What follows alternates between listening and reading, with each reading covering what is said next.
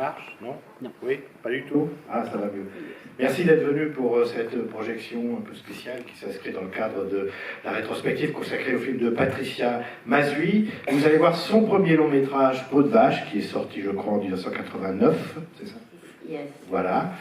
Et cette projection sera suivie d'une discussion entre elle et moi, où on parlera beaucoup du film, de son parcours, de ses méthodes de travail, et puis bien sûr, on vous laissera la parole pour lui poser toutes les questions que vous souhaitez lui poser. Qui voit le film pour la première fois aujourd'hui?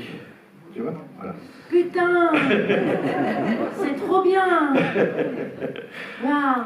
Ah non, c'est génial. Mais oui, mais je sais, mais c'est toujours génial quand un film qu'on aime beaucoup et qu'on sait qu'on le montre à des gens qui ne l'ont pas vu, donc qui vont ressentir le choc qu'on a eu quand on l'a vu. Ouais. Voilà. Donc voilà, tu vois, ils sont nombreux. Ok. Donc m'en dis pas trop. Ok, je dis juste bonne projection. C'est un film qui est très maladroit, où j'étais très jeune, mais où il y a des beaux trucs. Voilà. Bon, à tout à l'heure alors.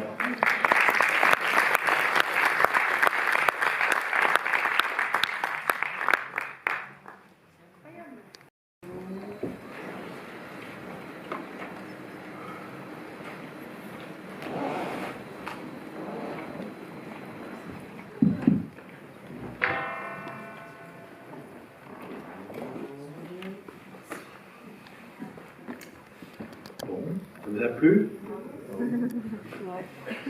Avant de rentrer dans le détail du film, en fait, tu as souvent dit que le western était une de tes sources d'influence, que tu aimais beaucoup le western hollywoodien, etc. Et c'est un film qui m'a fait penser à un western, en fait. Peut-être tu le connais, c'est L'homme de nulle part de Delmer Daves. Je l'ai pas vu celui-là. Ah ben, alors c'est Glenn Ford qui arrive dans un ranch, où il est embauché pour travailler dans le ranch, et en fait il détruit l'ordre du ranch sans le vouloir, en fait. Évidemment, il suscite la jalousie du régisseur qui est joué par Rod Steiger, et surtout, il détruit l'ordre conjugal, puisque la femme du rancher, en fait, veut partir avec lui, donc c'est vraiment... Hein, comment? C'est une copie. Une copie, si tu l'as pas vu, on peut pas dire que tu l'as copié. Mais c'est un très beau film d'ailleurs, fait avec Glenn Ford, Rod Steiger et Ernest Borgnine, dans le rôle du mari Ernest Borgnine, et la femme c'était Valérie French. Et donc Rod Steiger, il est génial. Oui, souvent. Des fois il en fait un peu trop, mais là il est très bien. Il a fait une fois la Révolution. C'est vrai. J'adore. Ah ben ça, oui. Mais ça a été pénible de tourner avec lui, paraît-il. Ah ouais? Oui, il voulait tout avoir des gros plans, donc il arrivait sur le plateau en caleçon. Pour que la caméra le cadre au moins au-dessus de la taille. Enfin bref, je te recommande ce film enfin c'est presque, voilà, c'est Peau de vache en 1956 à Hollywood. Et ça m'a fait penser à ton goût pour le western. Alors je sais que ce film-là, c'est ton premier long métrage. Tu écris le scénario toute seule. Ouais. Et en fait, j'ai lu, enfin tu avais dit qu'en fait, tu as eu les acteurs avant l'histoire. C'est-à-dire que tu voulais faire un film pour Stévenin et Sandrine Bonner. En fait, à la base, je voulais faire un film pour Stévenin parce que j'avais eu un choc émotionnel à Passe-Montagne. Je l'avais vu quand j'étais mon premier boulot payé dans le cinéma, c'était stagiaire monteuse sur une chambre en ville où il jouait un petit rôle. Donc j'allais tout le temps sur le plateau et je lui avais dit je veux absolument que tu joues un grand rôle, pas juste dans tes films. Voilà. Et il a bien rigolé, puis il venait pas au rendez-vous, il n'a jamais lu le scénario. J'avais fait un résumé en 3 pages du coup. Il y a Chantal, la script du film, qui est là dans la salle, donc elle peut certifier. Et en fait, pour qu'il vienne, j'ai engagé Yann Dédé comme vétérinaire, parce que je me dis comme ça, il viendra.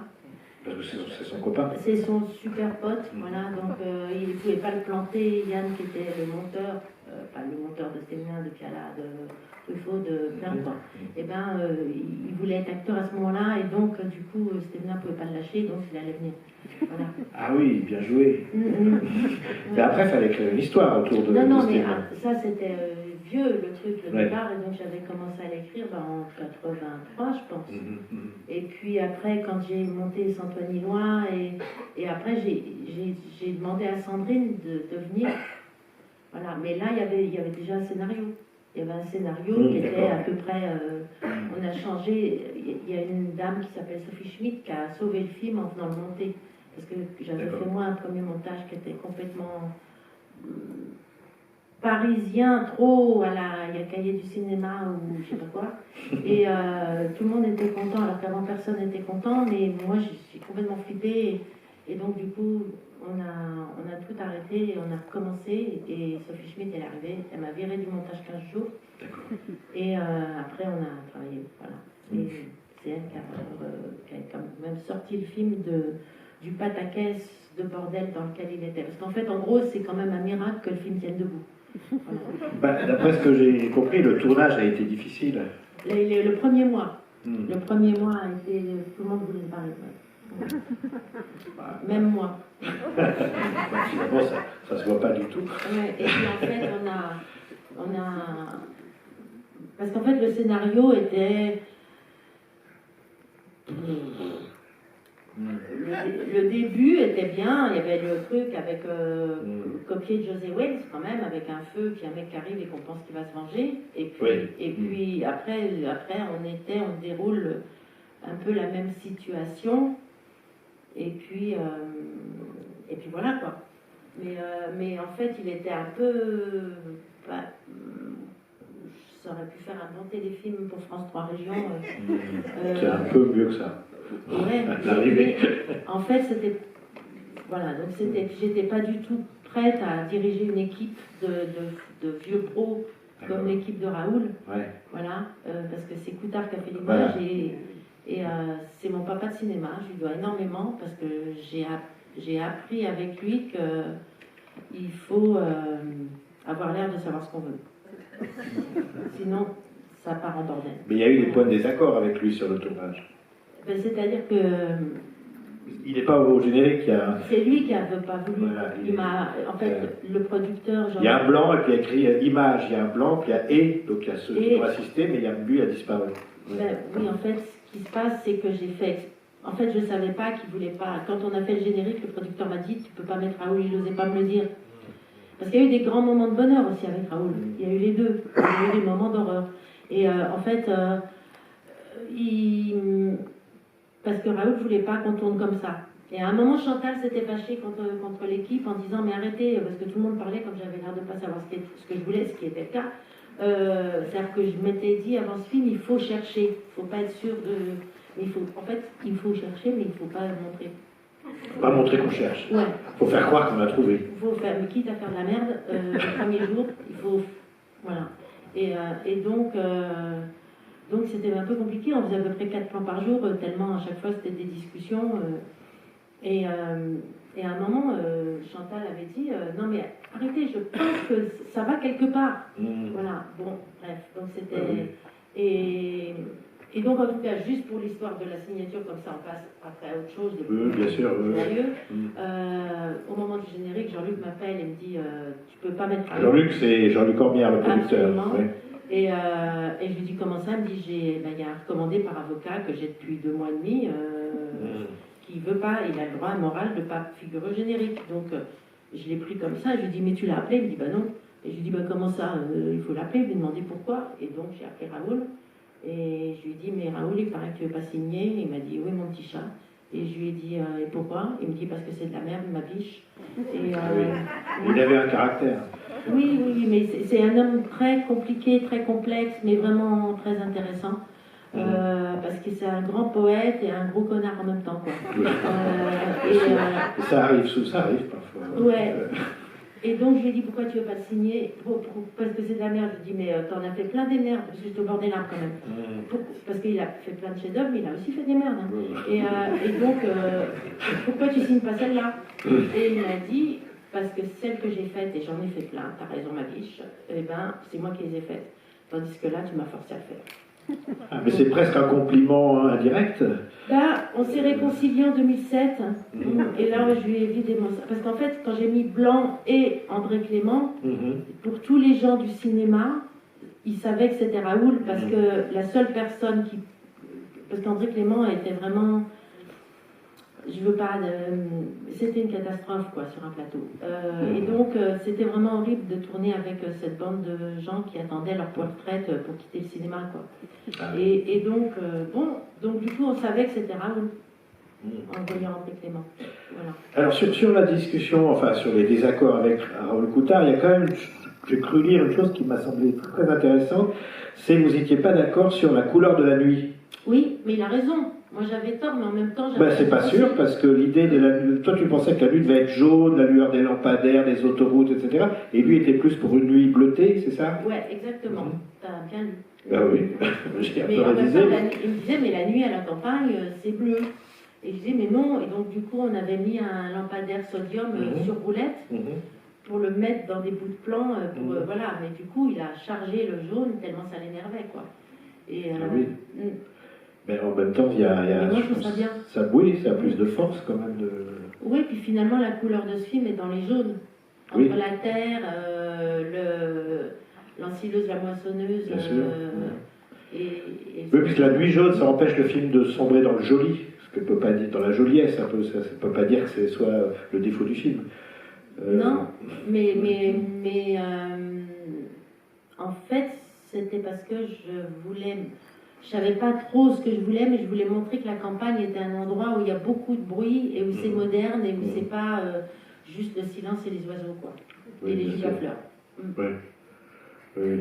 Alors, justement, cette histoire, alors c'est une histoire de faits divers, ça pourrait être un fait divers, Campagnard, une ferme brûlée, intentionnellement, un homme qui meurt, un homme qui fait de la prison, et puis qui revient voir son frère, et il y a cette incertitude sur ses objectifs, enfin sur est-ce qu'il veut se venger, est-ce qu'il n'exprime pas aussi la culpabilité de son frère. Donc il y a une dimension de la culpabilité d'avoir mis son frère, d'avoir été responsable de la détention de son frère, etc. Donc je parle du personnage de Jacques Spiesser. Ouais, il est super là-dessus, il est complètement... Absolument. Et donc, alors c'est en même temps un film où on l'exprime, mais de façon souvent brutale, tout d'un coup, et sinon, c'est des gens qui ne l'expriment pas en fait. Il y a beaucoup d'empoignades dans le film, enfin beaucoup, c'est une manière, c'est la manière des gens qui n'arrivent pas à exprimer leur émotion. D'ailleurs, c'est intéressant de voir que le personnage de Stevenin, quand il a une émotion, il ne le dit pas, il saigne du nez. Je trouve que c'est une idée assez formidable. Alors sur cette idée quand même de cocotte minute, dans laquelle bouillonnent les rancœurs et les peurs, il y a un critique qui a parlé de Simon. Est-ce que tu y avais pensé ou pas du tout? Non. D'accord. Bon. Non, parce que ça peut y faire penser. Ouais. Ça peut y faire penser entre Delmer Days et Simon, donc c'est vraiment... Non, mais je ne connaissais pas Simon à l'époque. Ouais. Et après... Non, mais je comprends c'est le côté où, comme on est au milieu de nulle part, et qu'il y a le fait divers qui commence le film et qui irrigue tout le reste du film, d'une certaine manière, et ben, il n'y a pas de commissaire Maigret, mais il y a le côté un peu... C'est les romans durs de Simon, où les choses pèsent, les gens sont des taiseux plutôt, et puis le drame éclate, ou pas d'ailleurs à la fin, c'est variable, je pense, au moment dur, donc ça pourrait y faire penser. Là il éclate au début, les premières versions du scénario, Roland était trucidé. C'est ça, c'est-à-dire que tu avais imaginé l'autre fin. Ouais, mais peut-être j'aurais dû tourner, ça aurait fait un film coréen, quoi. Mais en fait, il y avait une énième bagarre, et dans la cuisine, ou dans la cuisine, ça avait été l'enfer, le tournage, parce que tourner dans un petit décor est toujours complexe. C'est plus... Voilà, c'est...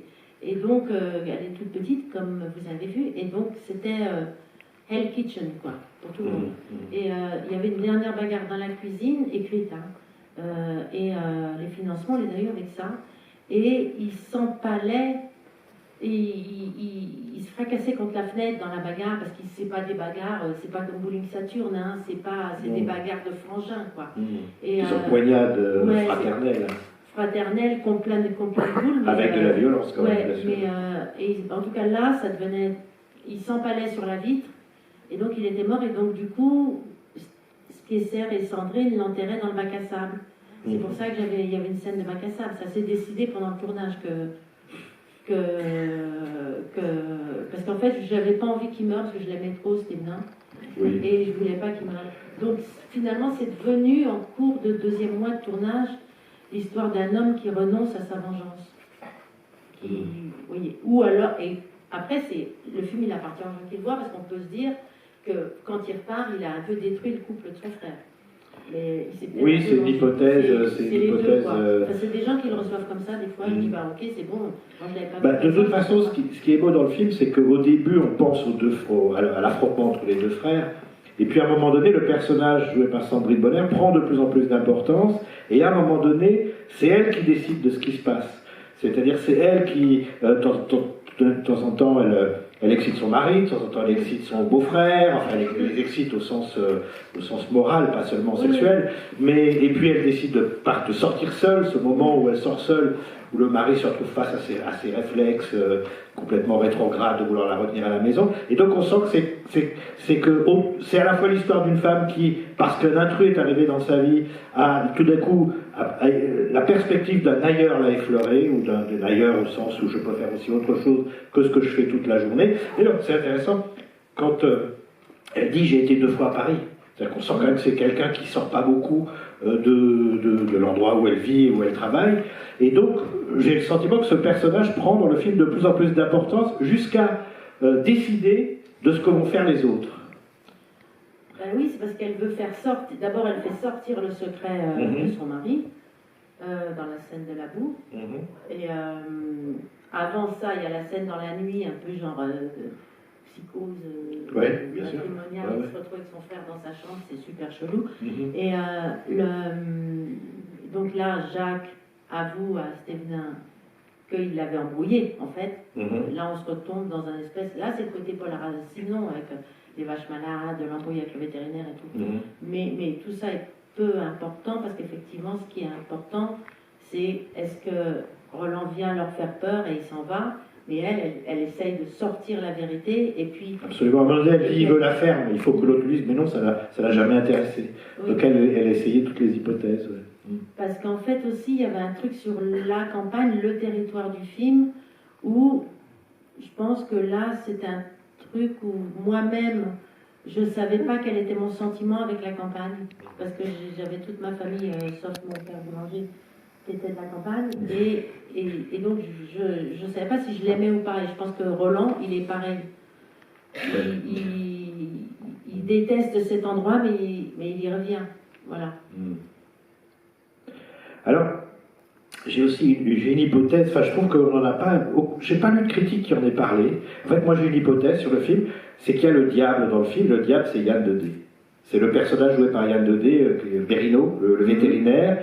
C'est lui qui permet à l'embrouille du début de se faire, et donc à l'incendie, à l'affaire de brûler, au personnage, enfin à l'accident dans lequel un personnage meurt, etc. Et on sent que c'est aussi lui qui conduit la jeune fille paumée au suicide, enfin une histoire entre eux très brièvement. Et en fait, c'est le mal absolu, c'est lui, c'est le diable. Enfin, c'est presque une figure diabolique. Lui, il n'est pas sauvé. Oui, voilà, il n'est pas sauvable. On ne l'aime pas. Oui, on l'aime pas. Lui, il a fait, c'est clair. Oui.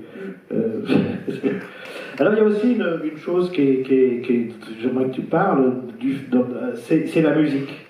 C'est-à-dire ces accords de guitare électrique, ces percussions, qui est une musique à laquelle on ne s'attend pas forcément dans un film sur la campagne française, etc.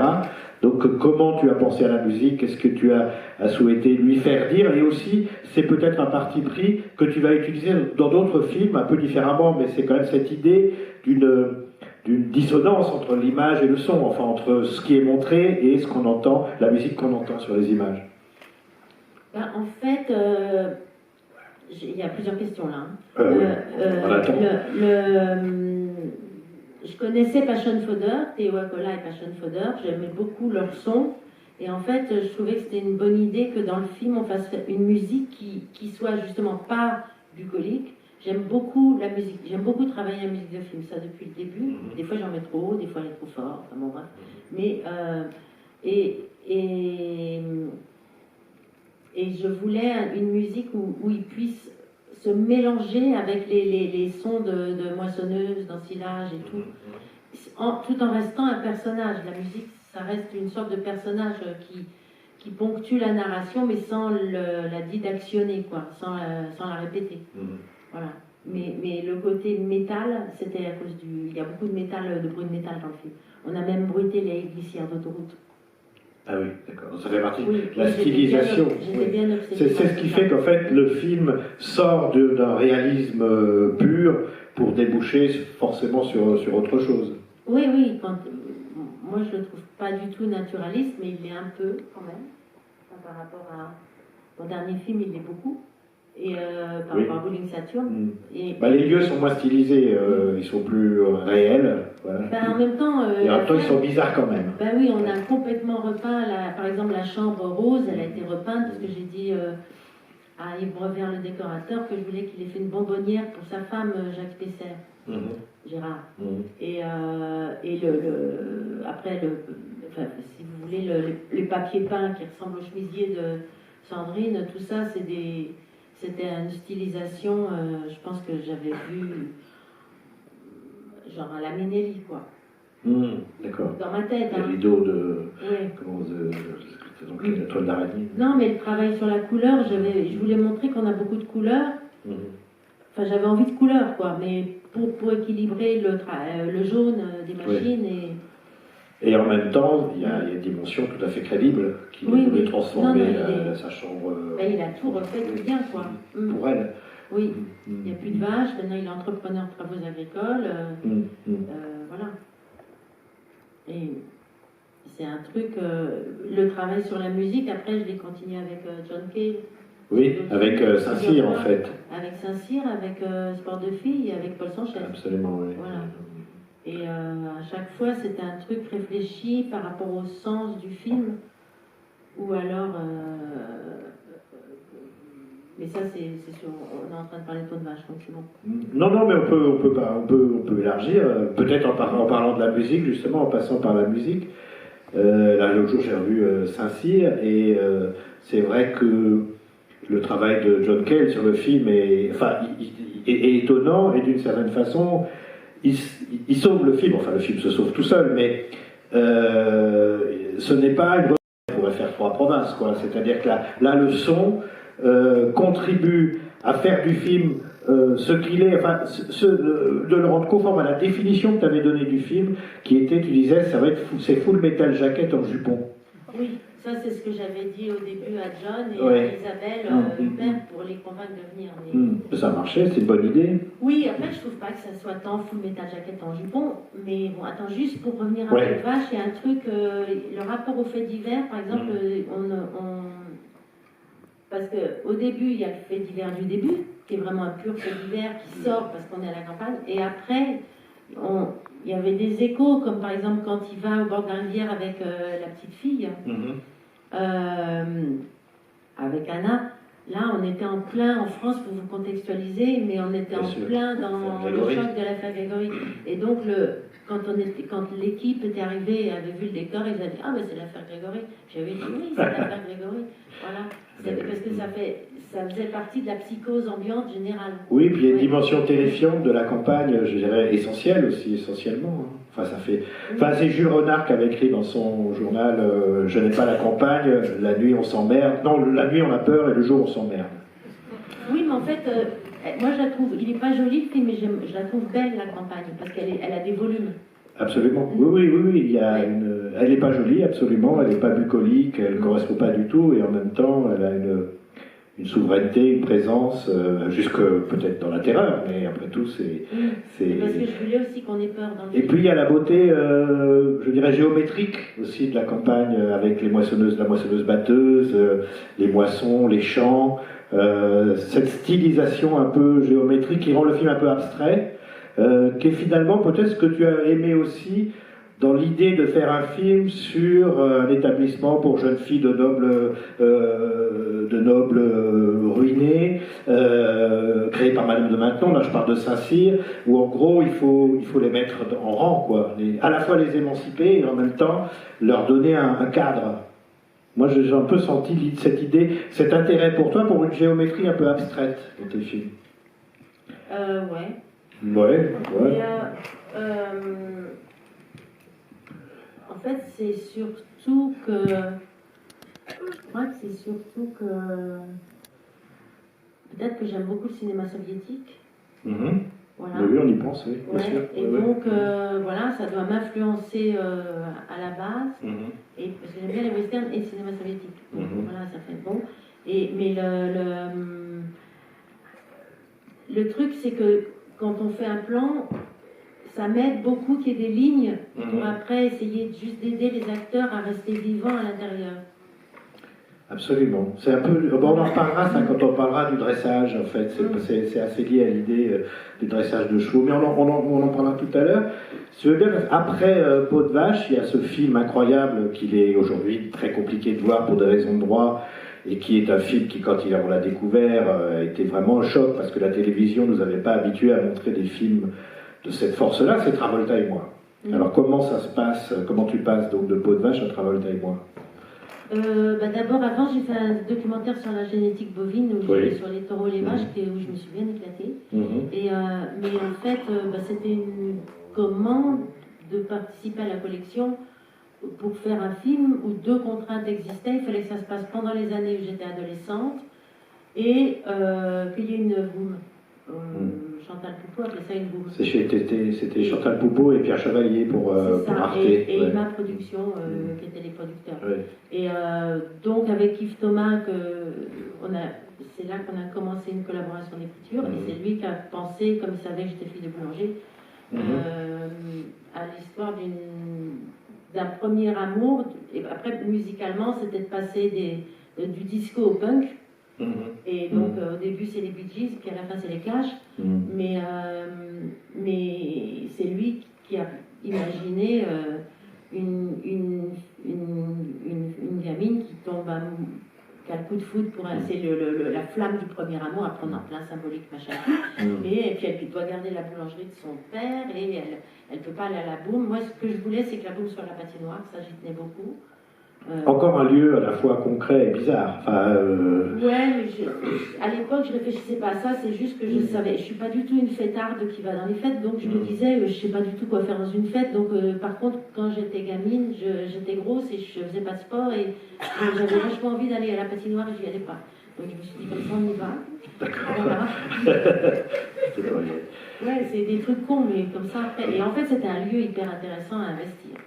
Voilà, donc il y avait et le feu, quand Yves m'a dit elle met le feu pour aller à la boum, à la patinoire, je trouvais ça tellement rigolo, quoi. Ah oui. Alors c'est peut-être ton film le plus romantique. Oui. On va pas raconter le film. Oui, c'est l'histoire d'un premier amour. Mais il y a un premier amour, il y a un suicide, il y a quelque chose. On est dans l'absolu là quand même. Complètement. Là, mais le suicide du personnage nietzschéen de Nicolas est pas ce qu'il y a de plus réussi dans le film. Voilà. Mais ce qu'il y a de bien, c'est que tout le monde dit que c'est un chef-d'œuvre, mais c'est d'autant mieux qu'il est invisible. Voilà. Je veux dire, voilà. Il passe demain, donc venez tôt parce que je pense qu'il y aura du monde. Mais il passe demain. C'est bien parce qu'il est invisible qu'il est culte. C'est un statut assez protecteur d'être invisible. Oui, mais je me souviens que quand il est sorti, quand il est passé, de tous les films de la série, à l'époque je les avais tous vus, c'était parmi les préférés, quoi. Il était parmi les préférés. Non, mais c'est-à-dire que c'était le plus original. Il a une grande actrice qui le tient, parce que même qu'il fait, parce qu'il y a des séquences un peu foireuses où on récite comme dans un téléfilm Arte, parce que j'avais pas le temps de tournage. Mais elle sauve tout ça, quoi. Et elle sera là demain. Ouais, ce qui est dingue. Je suis pas là, ça m'énerve. Parce que je suis à La Rochelle pour Bowling Saturne et je ne vais pas voir Leslie qui va voir le film. Elle l'a vu que à Locarno quand elle avait 15 ans, c'est tout. Hein. C'est waouh. Ben oui, c'est un événement historique. Oui, c'est un événement historique pour moi en tout cas. Alors, donc on a évoqué Saint-Cyr avec ce mouvement contradictoire, cette histoire. Non, juste sur Travolta, donc à la fin, toute la partie musicale, comme on avait accès à un catalogue incroyable, du coup, on a construit une BO de dingue, c'est-à-dire qu'il y a à peu près 3 budgets de long métrage dans les droits musicaux. C'est ça, c'est-à-dire que les droits musicaux sont tellement chers qu'on ne peut pas commercialiser le film aujourd'hui. Voilà. Nous, on a eu beaucoup de mal à obtenir cette copie de la part de l'ayant droit, qui a été très effrayé à l'idée qu'il y ait une projection publique de ce film pour lequel les droits musicaux ne sont pas réglés. Et de toute façon, régler ces droits musicaux reviendrait à payer très très cher, parce qu'il faudrait payer tous les ayants droit, enfin de toutes les musiques qu'on entend. Et les Bee Gees, et Travolta, et plein de trucs. Ah oui, du disco au punk. Oui, absolument. Et on a réussi à les convaincre de nous prêter la copie pour une projection gratuite. C'est-à-dire que l'idée, c'est pas qu'on fasse des recettes. Vous imaginez les recettes qu'on peut faire ici. C'est pas. Mais bon, on les a rassurés. On leur a dit, écoutez, on fait projection gratuite, donc on peut pas nous accuser d'exploiter commercialement un film pour lequel les droits n'ont pas été réglés. Je pense que juridiquement, ça tient à moitié, mais peu importe. Parce qu'au début, ils ne voulaient même pas. Oui, ils ne voulaient pas. Donc ça vous permettra de voir le film demain, voilà, à 17h, je crois. Donc tant mieux. Très bien. Et tu n'es pas là demain pour le présenter? Non, je suis pour l'initiation à La Rochelle. Très bien. Ouais, je ne suis pas ubiquitaire. Non. Alors les animaux. Ouais, ça c'est une bonne question. Hein. Les animaux, parce que dans ton cinéma, ils sont très présents. Alors tu as parlé de ce film, le film que tu as fait après Peau de Vache sur la sélection des vaches et les manipulations génétiques et la façon dont on fabrique des super vaches avec du super sperme, de super taureau, etc. Enfin, le film est... Et alors... Non, c'était un documentaire pédagogique. Pour France 3, non? France 2, ouais. France 2, c'est ça. Il est d'ailleurs...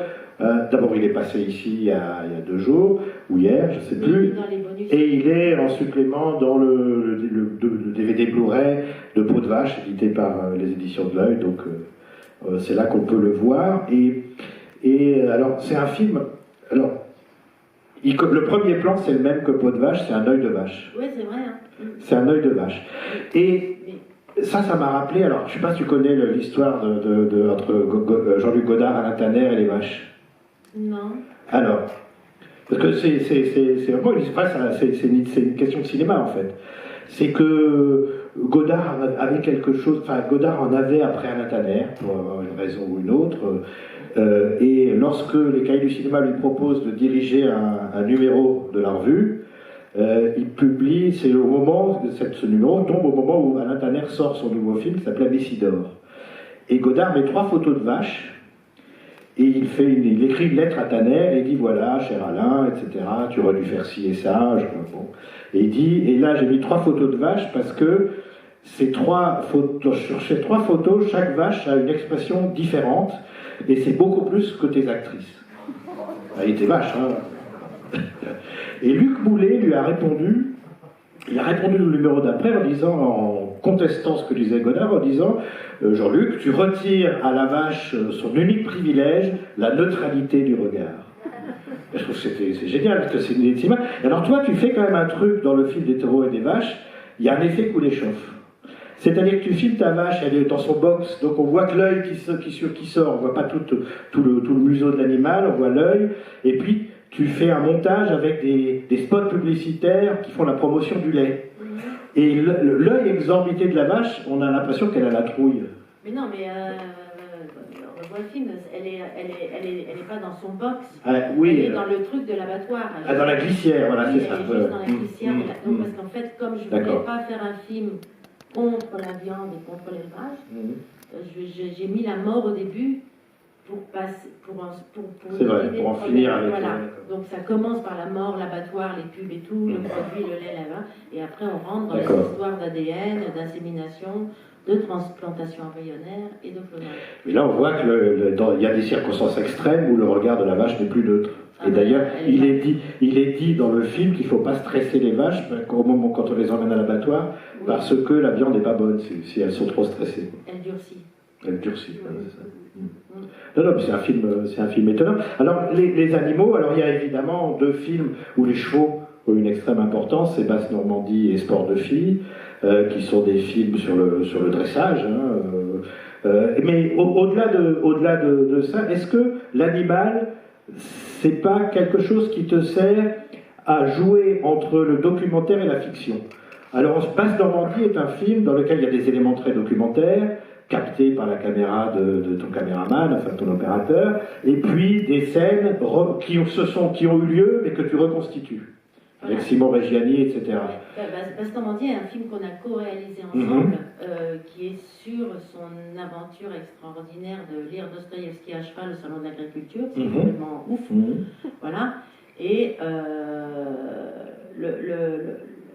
le truc, le cheval, c'est pas moi. C'est quand j'étais avec Simon Reggiani. Parce que moi, le cheval, moi, c'est les vaches. D'accord, très bien. Voilà. Les vaches et tous les autres animaux. Et par exemple, sur Sport de filles, qui était écrit à la base par Simon Reggiani, j'ai délégué l'amour du cheval aux cavalières. C'est pour ça que c'était tellement important pour moi que les actrices soient des cavalières. Parce que pour moi, c'était un film sur l'argent, et sur l'esclavage, et sur exercer sa passion. Et sur la liberté aussi, enfin, comment être libre dans un monde où l'argent domine tout. Quoi. Oui, c'est vraiment un film sur l'argent.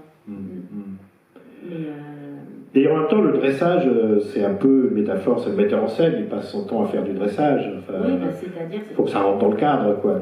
Oui, ça, t'as raison, c'est canaliser les forces sauvages, essayer de garder les forces sauvages en les mettant dans une direction. Mais tu dis, c'est la direction d'acteur La direction des hommes et des choses, hein, enfin, pas forcément des acteurs. Moi, je pense que c'est le casting. C'est-à-dire, tout se fait au casting 90%. Parce qu'après, c'est de préparer ensemble. Mais le casting te donne déjà l'acteur qui est ce que tu veux qu'il soit, quoi. Parce qu'il l'est déjà, en fait. Enfin, tu viens chercher chez un acteur quelque chose qu'il a déjà, quoi. Tu n'as plus... De façon à ce que tu n'aies pas à lui dire ce qu'il doit faire, non? Je sais pas. Tu fasses attention à ce que tu dis quand même. Ah ben oui, je veux bien. Tu sais, moi j'apprends, hein. C'est toi qui vas le dire.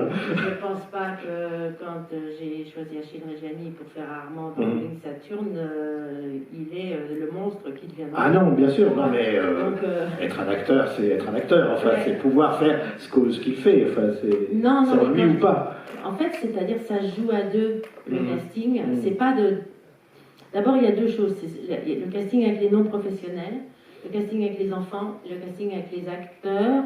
Et depuis que j'ai tourné avec Bruno Ganz et Marina et Josiane, j'ai appris à ne plus avoir peur des acteurs. Avant, j'en avais peur quand même. Voilà. Parce que même si Saint-Cyr, Isabelle, elle est d'enfer dans Saint-Cyr.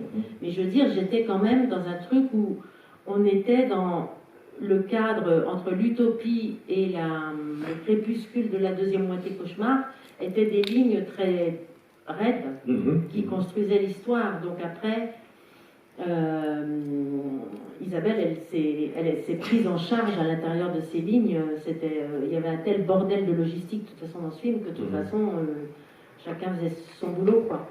Mais en fait, après, avec Bruno et Marina et Josiane, et Lionel Drey aussi, qui fait le palefrenier et que j'ai pas assez utilisé pour moi dans Sport de filles, c'est un grand acteur, et ben j'ai compris, j'ai vu à quel point c'est pas les mêmes, enfin c'est con ce que je dis, mais évidemment, mais je veux dire, c'est de préparer vachement avant, et ben ça donne encore plus de liberté après.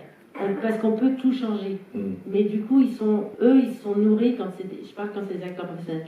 Quand c'est des acteurs non professionnels, là, il faut essayer de trouver quelqu'un qui a la nature proche. D'accord. Et en même temps, il faut du temps. Si, par exemple, quand on avait fait le casting de Paul Sanchez, qui est tragicomédie très décalée, que si je pense si le film avait été en finlandais ou en esquimau, il aurait hyper bien marché. Le fait qu'il était en français, les gens se sont dit, c'est quoi le ton? Mais à la base, je voulais prendre dans le Var, parce que tout est circonscrit dans le Var, je voulais prendre des gens du Var, à part la boulangère du village de la Motte, avec Sandrine Lapuyade, où j'ai fait tout le casting des seconds rôles dans le Sud, on a pris des acteurs de théâtre, parce que j'avais trop peu de temps. Si j'avais pris des acteurs, comme le film était quand même très écrit, il aurait fallu que j'aie le temps travailler avec eux beaucoup, comme si on s'apprenait à mort à se connaître, etc. Tu vois ce que je veux dire? Et donc, là, c'est des acteurs. Donc, pour l'acteur professionnel, la préparation, c'est important. Non professionnel, la préparation, il faut... La spontanéité. Oui, mais il faut du travail quand les rôles sont des rôles qui ne sont pas naturels, proches d'eux. D'accord. C'est ça que je voulais dire. Si c'est des rôles proches d'eux, on les saisit au naturel, comme on dit. Quoi. Ouais, enfin, même si c'est sans doute une illusion. C'est pas facile, c'est une illusion. C'est une illusion, c'est pas facile. Dès qu'il y a la caméra, ça change tout. Enfin, ça devient plus compliqué. Paul Sanchez et Bowling Saturn, c'est un peu le retour au fait divers aussi, ça. Ben ça, c'est marrant, je m'en suis aperçue quand je l'ai vu, Paul Sanchez, qu'il avait le rapport. Le fait divers, le vrai, se finit le film, contrairement à Peau de Vache que ça commence. Mais tout le sujet de Paul Sanchez, ça c'était une idée d'Yves Thomas construite autour du Rocher de Roquebrune, c'est sur le fantasme qu'on a pour le fait divers. Parce que toute la ville devient dingue à chercher Paul Sanchez, et nous on cherche Paul Sanchez partout. Là, il va passer ce soir, donc il ne faut peut-être pas raconter le twist. Il ne faut pas raconter la fin, mais... Ouais, parce qu'il y a des twists. Raconter les twists. Ouais, mais c'est ce qu'on projette dans un... C'est vraiment... Il y a un personnage de gendarmette, fantomette, joué par Zita Enro, qui voudrait plaire à son commandant qui cite Machiavel à tout bout de champ. On n'est pas du tout dans un film, on est dans une tragicomédie. Et ben, elle ne pense, elle ne vit que pour attraper Paul Sanchez. Elle projette sur lui tous les fantasmes les plus dingues. Et elle devient folle. Ben c'est d'ailleurs à ce à quoi servent souvent les faits divers. C'est des projections de fantasmes. Ben c'est le truc, ça je l'avais dit en promo à l'époque, mais c'est comme quand on n'arrive pas à dormir puis qu'on regarde Faites entrer l'accusé, c'est trop bien, quoi. Ah ben c'est des scénarios de films à chaque fois. Oui, mais on se projette dans des vies terribles et nous on sait que ça... Enfin, on se projette pas, c'est pas de l'identification, mais on éprouve on comprend des histoires incroyables et on est tranquille devant sa télé, quoi. Oui, puis c'est presque, on est à portée de tragédie, quoi. On n'est pas loin de la tragédie parfois, avec l'idée de la contingence, le hasard. Beaucoup de faits divers sont simplement le fruit d'un événement qui est arrivé par hasard. Et donc il y a évidemment une dimension tragique qu'on peut aussi très très vite trouver dans le fait divers. Mais dans Bowling Saturn, je pense que tu vas même au-delà de la tragédie, enfin je suis très consciente, c'est presque de la mythologie, là, on est du côté de la mythologie pure, quoi. On est comme dans un conte mythologique très noir sur la solitude des hommes et des femmes après le XXe siècle dans un monde en chaos. C'est sur la sauvagerie en héritage. Mais c'est un film il y a des aspects qui sont comme dans Peau de Vache, mais Peau de Vache c'est sous le soleil et sous le ciel. Et Bowling est un film où on est tendu normalement. Urbain, nocturne. Ouais.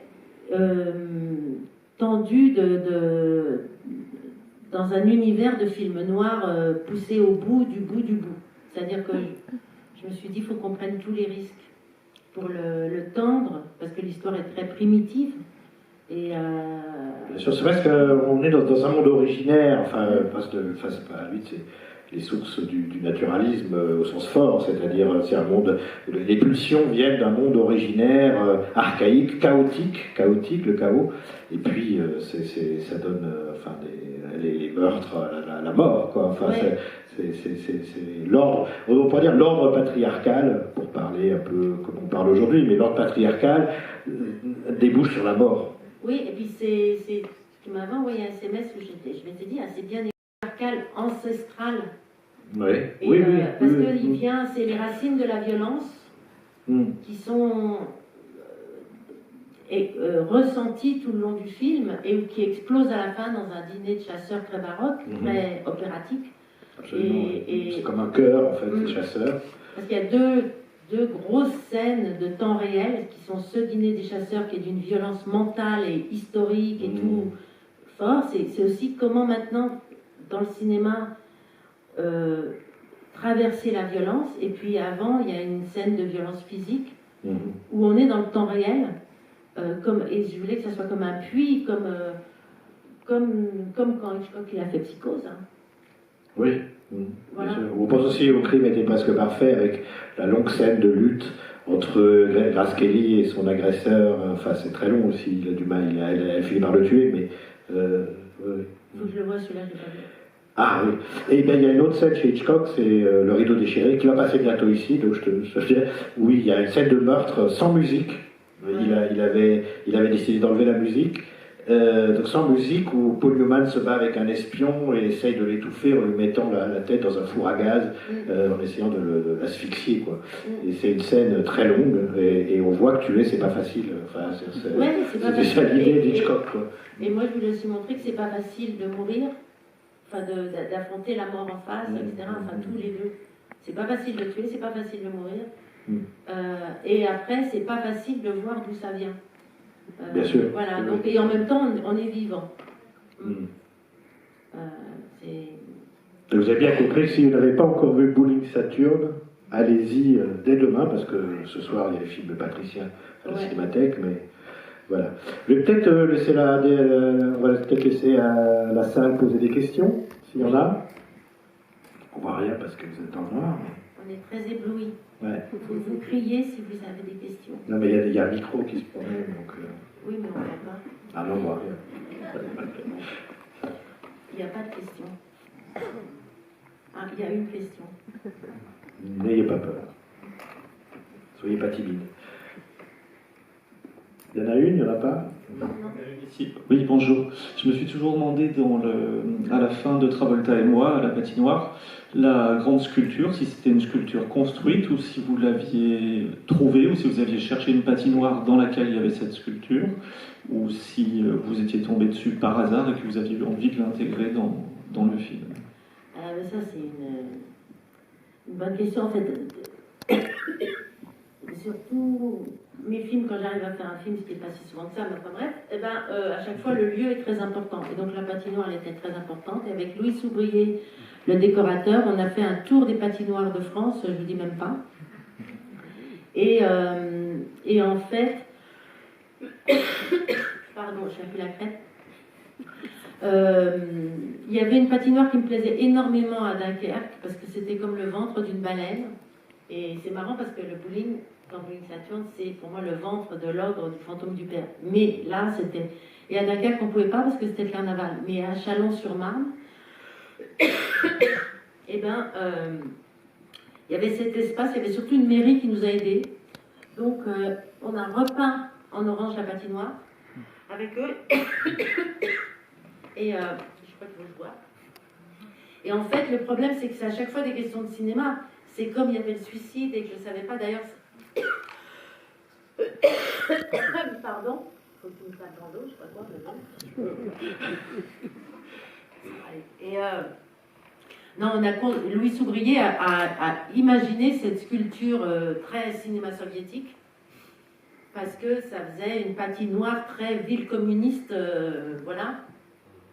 Et moi, je cherchais un endroit pour qu'il puisse sauter pour le suicide. Donc c'était très haut. Donc on l'a construite avec les services techniques de Chalon-sur-Marne.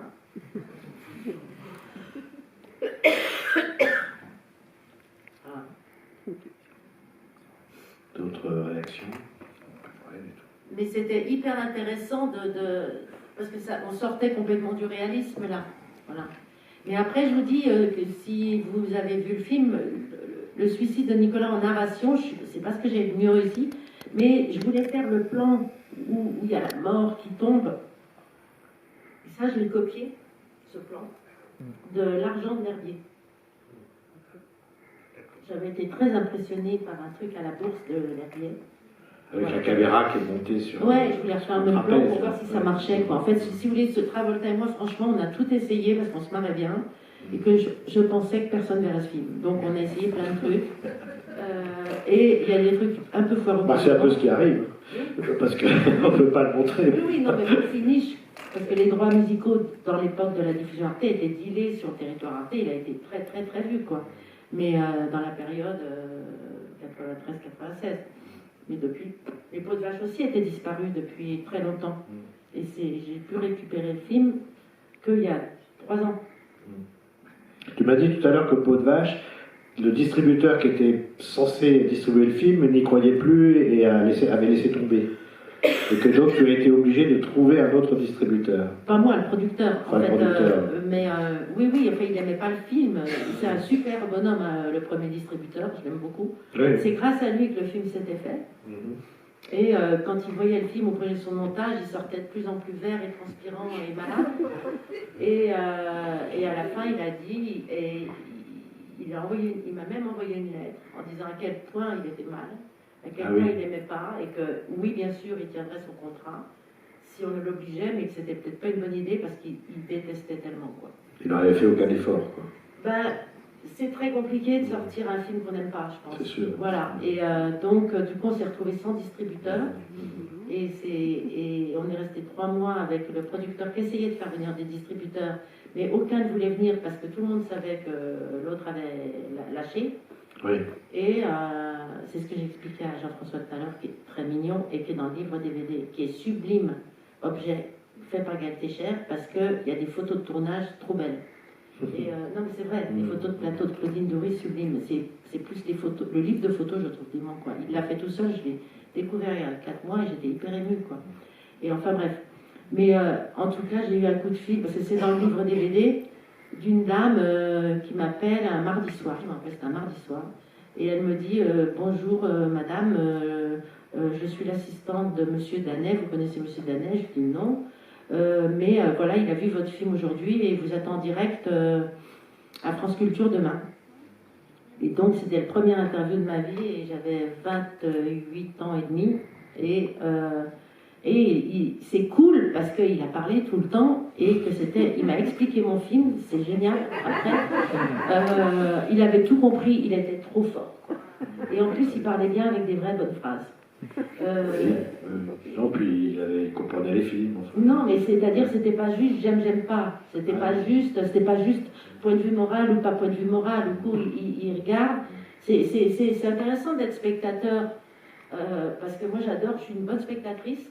J'adore voir les films qui m'emmènent dans un monde et puis après, on sort du film et soit on reste avec ce monde un peu dans la tête, mais en tout cas, on a notre vie. Et j'adore ça. Et Danet, il avait cette réceptivité à regarder ce qui est proposé. Il ne parle pas d'autre chose que de ce qu'il a vu, mais il l'analyse. Il est très précis, oui. Ouais, il donne du sens. Non, mais c'est assez cool. C'est un très très bel. Et donc, du coup, il a été transcrit dans le DVD et c'est hyper intéressant sur ce que c'est un article de fond sur un film. Ça m'avait beaucoup aidé. Et en fait, du coup, après, on a trouvé un distributeur grâce à Serge Danet.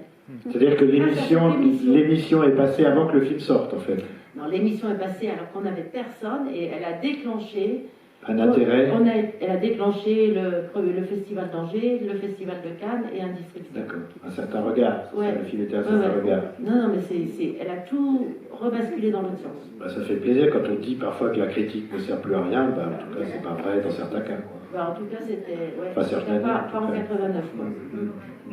Maintenant. Bon, ça, c'est un autre débat, effectivement. Est-ce qu'il y a d'autres questions? Je vois des bras qui... Oui, merci à la Cinémathèque pour cette rétrospective. J'avoue vous avoir découvert à l'occasion de cette rétrospective, justement. Je ne connaissais que Santoine Iloire, que j'ai vu il y a... Qui est Agnès, hein. Il y a tout, et dont vous êtes la scénariste, je crois. Non, c'est plus compliqué. Non, ça je peux vous expliquer. D'accord, bon. Donc en tout cas, je voudrais revenir sur le film que j'ai vu, Bowling Saturn. C'est un film qui au début m'a gêné à cause de la première scène de violence extrême, sexe et violence. Et ensuite, je l'ai trouvé extraordinaire parce que on a parlé tout à l'heure du fond mythologique. On est en plein dans la tragédie grecque. Donc Saturne, c'est celui qui dévore ses enfants. Moi, je pense au fameux tableau de Goya, Saturne dévorant ses enfants. En même temps, c'est Abel et Caïn, les frères ennemis. Et en termes de scénario, ce qui est magnifique, c'est que ce sont des films auxquels on réfléchit et qu'on refait dans sa tête après. Et on s'aperçoit que certains détails, en fait, sont essentiels. Je pense au personnage, entre guillemets, du chien noir, justement, qui est en fait peut-être le personnage principal du film, en fait. Ben, c'est le fantôme du papa, quoi. En termes inconscients. Ben, merci. Ben non, mais merci à vous. Mais c'est vrai que on est dans le bowling étant en sous-sol. Pour moi, c'était le ventre du papa. l'ascenseur, c'était son boyau qui monte, et l'appartement baroque, c'est sa tête très chargée, et tout ça nous tombe. Comme c'est vraiment un film sur l'héritage, on rentrait dans un monde obscur et organique. Le film est hyper ressenti physiquement. Voilà. Et aussi dans un... oui, comme un film d'horreur. Enfin, en fait, il y a aussi ce côté-là, c'est-à-dire l'idée d'émouvoir le spectateur jusqu'à lui faire peur ou le dégoûter, ou enfin un cinéma de la sensation. Oui, oui, où on traverse et du coup on se questionne, on vit pendant ce temps-là des choses. Déjà, je trouve que c'est pas mal. Et mais c'est ce conte noir mythologique qui devient comme un cauchemar qui explose à la fin dans le chaos. Et donc sur le chien, oui, c'était très important. De montrer, de toute façon on n'arrête pas de dire le chien du bowling, etc. Et il a une présence par moment. Armand noue un non-rapport avec lui, mais une cohabitation. Mais c'est vraiment sur le poids. L'immeuble entier, c'était le fantôme du père, mais il y avait un petit fantôme vivant. Parce que la question de Jean-François sur l'animal au début, c'est vrai que je ne sais pas si c'est le rapport au documentaire, les animaux. Parce que là, le chien, il n'est pas documentaire. Non, effectivement, pas dans ce cas-là, mais un animal, en fait, il se passe souvent, quand on filme les animaux ou les très jeunes enfants, d'ailleurs, je pense d'ailleurs à la petite fille dans Peau de vache, il y a toujours le risque qu'il se passe quelque chose qui n'était pas prévu, et que la caméra capte, et tout d'un coup, là, on n'est pas dans la fiction, on est dans quelque chose qui est arrivé réellement, dans la mesure où ça n'était pas prémédité.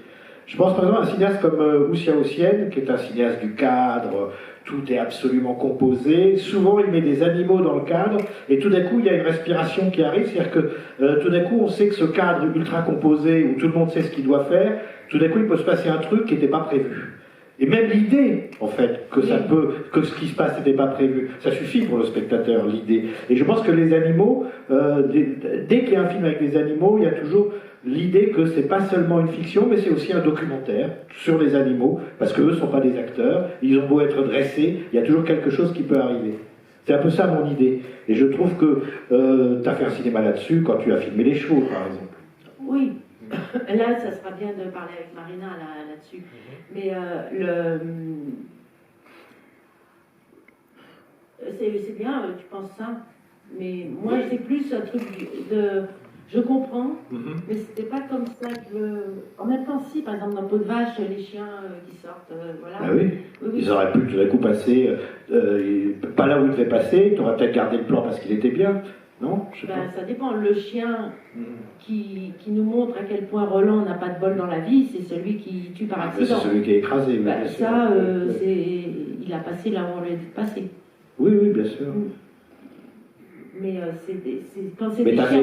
Mais il y a toujours cette idée qu'ils peuvent ne pas faire ce qu'on leur dit de faire. Ça veut pas, mais tu ne gardes pas la prise, mais il y a aussi, tu peux ne pas garder la prise, mais il y a cette idée que, de toute façon, c'est un truc vivant. C'est dans la tête du spectateur, c'est vivant, on est dans le vivant pur. On a un autre rapport de peau, de matière. Dès que je vois un animal dans un film, je me dis, il s'est peut-être passé un truc qui n'a pas été prévu. Et c'est ça qui est bien. Oui. Comme les petits-enfants, comme les jeunes enfants dans les films. Ils peuvent tout d'un coup faire quelque chose qui n'est pas prévu au départ, et que, parce que c'est bien, ou parce que a été conservé. Et donc là, tout d'un coup, ce qui est documentaire et ce qui est fiction devient, indéchiffrable. Enfin, on ne peut pas les séparer. Enfin, mais c'est une idée c'est une idée de spectateur. Enfin, on est là dans la tête d'un spectateur. Mais je pense que les enfants et les animaux, c'est quelque chose qui permet d'avoir cette sensation-là parfois au cinéma. Et en fait, je pense que c'est une sensation par transition quand ils sont en face d'un acteur. Comme l'acteur est dans ce que tu dis, il ne sait pas si l'animal ou l'enfant va faire ce qu'on lui dit exactement, voilà. Et ils peuvent être meilleurs que toi, comme acteur, l'animal ou l'enfant. Donc, du coup, cette mise en danger de l'acteur rend tout le monde plus vivant. Ah oui, bien sûr. C'est ça que je veux dire. Je suis bien d'accord. Oui, je vois ça. C'est de servir, en fait, c'est de se servir des circonstances. C'est un défi aussi pour l'acteur. Oui, c'est un défi pour l'acteur. Oui, supplémentaire. C'est un défi ou un outil de jeu. Les deux. Bah, c'est une circonstance qui les- fait que lui-même va pouvoir se ressentir vivant, même si on fait 6 prises ou 10. Bien sûr. Voilà. Très- Ça démécanise les choses, quoi. Ça démécanise. Ouais. Et par contre, il y a des fois des situations très complexes à filmer où justement la mécanisation libère la liberté de l'acteur. Tu penses à quoi Bah, la scène de meurtre. D'accord. Si on l'avait pas chorégraphiée, Bien sûr. on ne pouvait pas la tourner. Parce qu'elle aurait fait un truc dégueulasse et trash. Et que là, on ne voulait pas que ça soit esthétisant, mais il fallait que ça soit tenu en temps réel et que ça reste pas beau à regarder, mais que les plans soient tenus Stylisé, esthétiquement. quoi. Ouais. Bien sûr. Et en même temps, tout d'un coup, c'est l'évolution du réel. Et donc, si, pour les acteurs, c'était un truc où de l'avoir quasi chorégraphié avant, leur donnait des points de repère où eux-mêmes avaient la liberté de se sentir vivants, de se mettre en danger dans le jeu. Et de tenter Je des ne parle choses. pas dans Oui, en bien danger sûr. tout Oui, autour oui, de faux. Hein. bien sûr. Mais parce qu'ils avaient les rendez-vous où ils savaient qu'ils n'allaient pas se mettre des couteaux dans le dos l'un avec l'autre. Bien Quoi. sûr. Voilà. Mais c'est une scène formidable parce qu'elle est sur un fil. Oui. Elle est vraiment. Oui, mais on et cherche- elle reste sur le fil. C'est-à-dire qu'elle ne tombe Mais- pas. Mais on cherche toujours mais c'est la scène de temps réel avec le dîner des chasseurs. Mais lui, c'est vraiment une construction de cinéma, de cinéma baroque. Mais c'est la gestion du temps qui fait trouver. C'est-à-dire qu'en fait, moi, j'essaie de. Et après, c'est des rythmes. Et si on fait ça tout le temps, ça marche pas. Il faut pas que ça soit toujours le même rythme, un film. Bien sûr. D'autres questions? Il y a une dame qui a Oui, levé la main. je suis très contente de découvrir votre cinéma. Mesdames, c'est la première fois que je vois ce film. Tout ce qui a été dit à propos des animaux m'a beaucoup intéressée, en particulier cette course entre le chien et Stevenin, une course on ne sait pas très bien vers quel destin elle va finalement, enfin on imagine la mort, en tout cas pour le chien c'est certain. Et ma question c'était surtout vos propos avant la projection du film, quand vous avez dit que ce film était fait de grande maladresse. Alors maintenant que vous l'avez revu, quelles sont... Est-ce qu'il y a toujours ces mêmes maladresses? Mais non, mais je vous dis, c'est surtout. Oui, il y a des petits trucs où. En fait, maintenant, je le trouve très beau le film. Mais je sais que on a. Enfin, je veux dire. Là, par exemple, dans cette scène, elle est trop maquillée, Sandrine. Exemple, il y a 2-3 trucs comme ça où. Mais ces maladresses ont fait le fait que le film est sur le fil aussi. Mais je vous dis, c'est juste un miracle qu'il soit bien. Voilà. Après, il y a des grands... La scène du mariage, par exemple, je savais que c'était bien. Raoul ne voulait pas, il voulait qu'on sorte du bus dans Peau de Vache. Il disait, non mais t'exagères ma biche, là c'est la scène chère de ton film, il faut que la production en ait pour son argent. Et... non mais je comprends, parce qu'il y avait effet pluie. L'idée de la pluie, c'est quand même une idée formidable. Ouais. Et mais il y avait l'effet pluie, il y avait... Là on avait 70 figurants. Cette église magnifique, c'est pour ça que j'ai pris ce village-là, parce qu'il y avait la glissière d'un côté et l'escalier.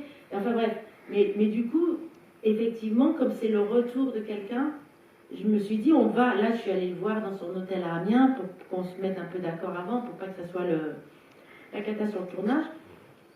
Et il m'a dit, mais il faut en donner pour son argent quand on a de l'argent pour faire une scène. Il faut montrer la moissonneuse batteuse, j'avais tout quoi, les guirlandes, etc.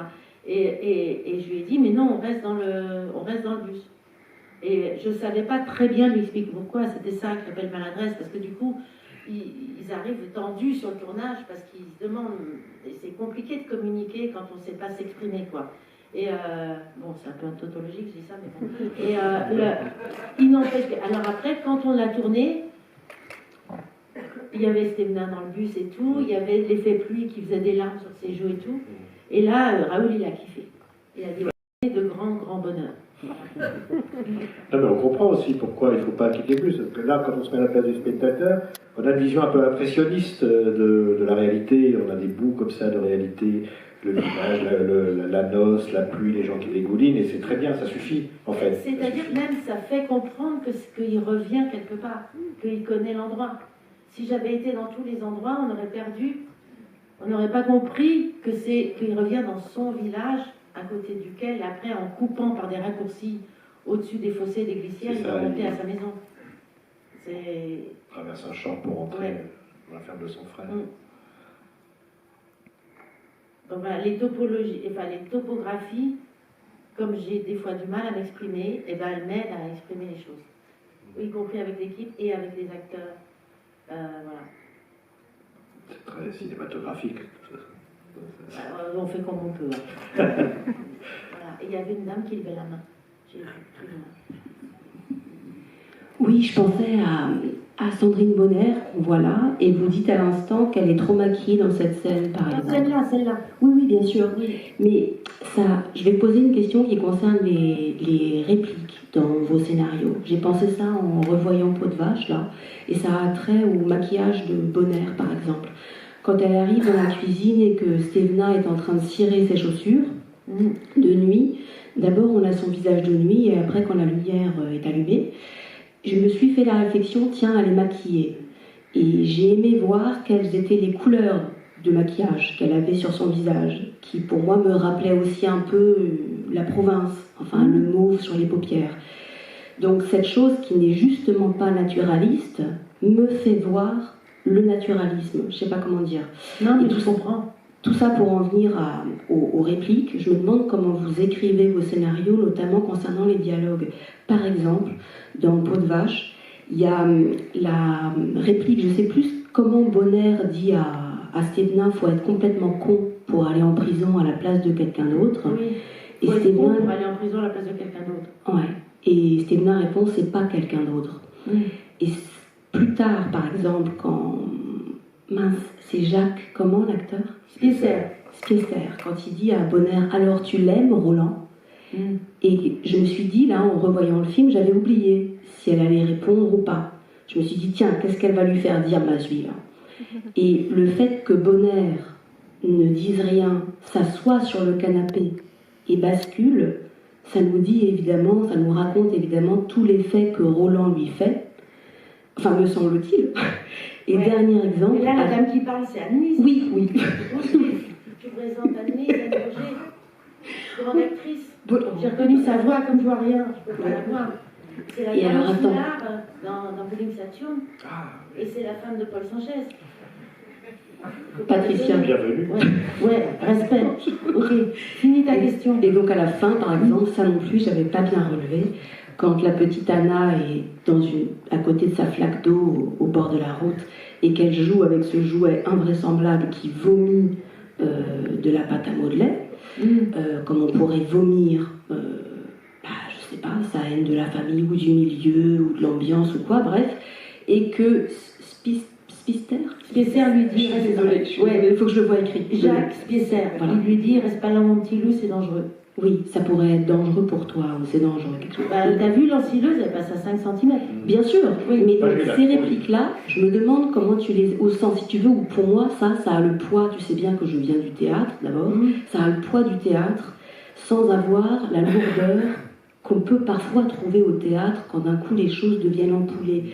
C'est-à-dire le sens inconscient de ces phrases qui sont dites l'air de rien, mais qui contiennent tout. Quand Bonnaire bascule sur le canapé sans répondre si elle aime Roland, quand il dit à la petite « reste pas là », c'est comme s'il lui disait « casse-toi d'ici, ma petite ». Enfin, on entend aussi ça. Et je me demandais comment t'écrivais ça quand tu l'écrivais, quoi. Comme Annelise me connaît bien, elle sait que j'en chie quand j'écris. Voilà. Et que j'écris pas toute seule maintenant. Mais Peau de vache, je l'ai écrit toute seule et il y a eu 17 versions quand même. C'est bien écrit. Hein. Oui, en fait, les dialogues, ils sont bien, finalement. Très bien. Est-ce que tu en as écrit plus et puis tu en as enlevé, ou est-ce que c'est venu comme ça directement? Non, mais en fait, ça, c'est une histoire drôle, c'est Peau de vache quand même, c'est-à-dire qu'à force de faire des versions que Stévenin ne lisait pas et tout, puis, etc., puis j'avais fait une version un an avant le tournage, où il était après la prison, il est allé en Australie. Il avait fait fortune dans la boulangerie-pâtisserie et il était revenu avec un aborigène chercher des pots de gélatine et il en profitait pour venir voir son frère pour régler le compte. Un peu comme quand moi en 2007, j'ai dit à Coutard, bon, il faut qu'on se voit, il faut qu'on règle nos comptes. Voilà. Et après on s'aimait quoi. Et c'était ça aurait été un autre film quand même. Non, mais c'était pas une série B, c'était une série Z prime quoi. C'est-à-dire qu'il y avait une limousine qui attendait à un carrefour vers Amiens, où l'aborigène était là avec les pots de gélatine, et il disait bon, quand est-ce qu'on rentre, patron? Donc il avait une fortune. Donc bon, quand tu me demandes comment j'écris les dialogues, donc au bout d'un moment j'ai vu que c'était n'importe quoi, et j'ai été chercher, oui, il venait chercher des fournitures françaises. Et donc du coup je suis repartie à l'os des premières versions quoi. Voilà. Et après le scénario a bougé pendant le tournage. Effectivement il avait un problème, Sandrine n'avait rien à jouer, elle aurait été un spectateur de Roland Garros entre les deux frères, c'est à peu près ça, et on s'en est rendu compte, et donc c'est pour ça que je l'ai fait courir, et après elle prend le pouvoir même à la fin du film, elle prend le pouvoir, voilà. Une partie du pouvoir en tout cas. La seule chose qui était écrite de Sandrine, vraiment, c'était au milieu de la bagarre dans la boue, quand elle arrive et qu'elle dit « je veux qu'il parte ». Ça, c'était écrit dans les premiers scénarios. Mais sinon, tout le truc de la forme, là, je l'écrivais le dimanche pour la semaine, quoi. Voilà. D'autres réactions? Questions? Enfin, rien du tout, là. Non. Ah, il y a une autre main. Bonjour, je sais pas si c'est vraiment une question, et puis vous avez commencé à l'évoquer dans les différentes réponses, mais en voyant ce film et puis d'autres, je me dis qu'il y a un goût pour les trajets, les trajectoires de personnages, mais les trajets. On fait beaucoup de trajets dans vos films, on va, on vient, et celui-ci, ça me frappe comme plus on avance et plus on se met à courir, là vous venez de l'évoquer. Voilà, c'est pas vraiment une question, mais je me demandais simplement si vous, c'est quelque chose auquel vous vous attachez en particulier, ou si voilà, c'est là dans vos films. C'est un truc lié au lieu, et puis je pense que c'est, par exemple dans Peau de Vache, comme dans Brume Saturne, où il y a très peu de dialogue, les déplacements sont, les gènes, les passifs sont ce qui se filme, les silences. Donc du coup, je vais pas être tout le temps avec quelqu'un comme ça. C'est la musique du film en fait, c'est le mouvement de bien musical. Oui. Souvent. Et là, Roland, il illustre quand il s'échappe avec le chien, etc., et que ça finit mal. D'ailleurs, le plan où il porte le cadavre du chien, c'est un plan que j'aime beaucoup, que Raoul ne voulait pas faire, parce qu'il le trouvait plat. Et moi, celui-là, je savais un peu m'exprimer. Je lui ai dit non, parce qu'en fait, j'avais l'impression de voir un plan de fait divers, de photos de journal. Et je trouvais que c'était bien pour clôturer la scène où on avait quand même fait des travelling très lyriques, du genre j'ai trouvé un copain, et puis il n'y a pas de copain. Non. Donc là, mais c'est vrai qu'il y a plein de... Et puis Sandrine, quand elle va prendre... quand elle va au bar snack qui est fermé et qu'elle repart, et là j'ai mis très longtemps quand elle partait, j'adorais cette ruelle dans le village, parce que je trouvais que ça faisait comme dans un film de Boris Barnett où chacun ses trucs quoi. Non, mais les déplacements créent un effet, enfin il y a un rythme quoi, ça crée un rythme, ça donne un rythme au film. Sur Peau de Vache, sur Bowling c'est de descendre dans l'entraille, sur Saint-Cyr il y a beaucoup de déplacements aussi. Parce que c'est avec Madame de Maintenon, on rythme les allées et venues. C'est des trucs de narration qui sont quand même efficaces narrativement, parce que du coup, on n'a pas besoin d'expliquer le pouvoir, par exemple, dans Saint-Cyr, les trajets de Madame de Maintenon ou des gens qui viennent, qui passent les colonnes. Le fait que ça ne soit pas un mur, mais des colonnes, montre que c'est une école de l'utopie au début, ça marque le territoire sans l'enfermer. Et donc, d'une certaine manière, on sent la proximité de Versailles alors qu'on n'y va jamais, puisqu'on sait qu'elle y habite. Ce genre de truc, quoi. Voilà. Donc c'est des outils d'écriture, de plan, qui évitent de raconter ce qui se passe en dialogue, je dirais. C'est plus ça, c'est de la fumisterie en fait. Non, mais là, le pot de vache, c'est quand même des gens qui ne parlent pas beaucoup, c'est plutôt des taiseux, donc il faut trouver autre chose pour que s'exprime leur émotion. Mais l'idée du nez qui saigne, c'est... Mais ça, elle est venue une semaine avant le tournage. Hein. Ouais. Mais parfait. Oui, c'était bien, j'étais contente. Encore des questions ou on va... Une dernière question? Non? Eh ben, merci. Il faut que tu annonces, alors, il faut que j'annonce la signature à la librairie. Il m'a dit qu'il faut annoncer. Oui, mais c'est prévu, hein, je n'avais pas oublié. D'ailleurs, c'est écrit d'ailleurs. Cette leçon de cinéma se poursuit par une signature à la librairie de la Cinémathèque française par la cinéaste de l'ouvrage Patricia Mazui, L'échappée sauvage, publié chez Playlist Society, et du DVD, DVD Blu-ray, Pot de vache, édité par La Traverse. Voilà. Merci Patricia. Alors la rétrospective continue encore, il y a 2 films ce soir et 2 demain. Voilà.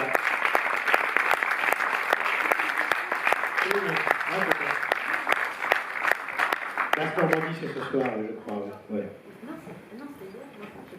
Je suis un vieux bouclier. Je devrais connaître le programme, c'est moi qui le fais. Mais on a fait ça il y a 5 mois, donc j'ai un peu oublié. Je peux donner suite janvier prochain.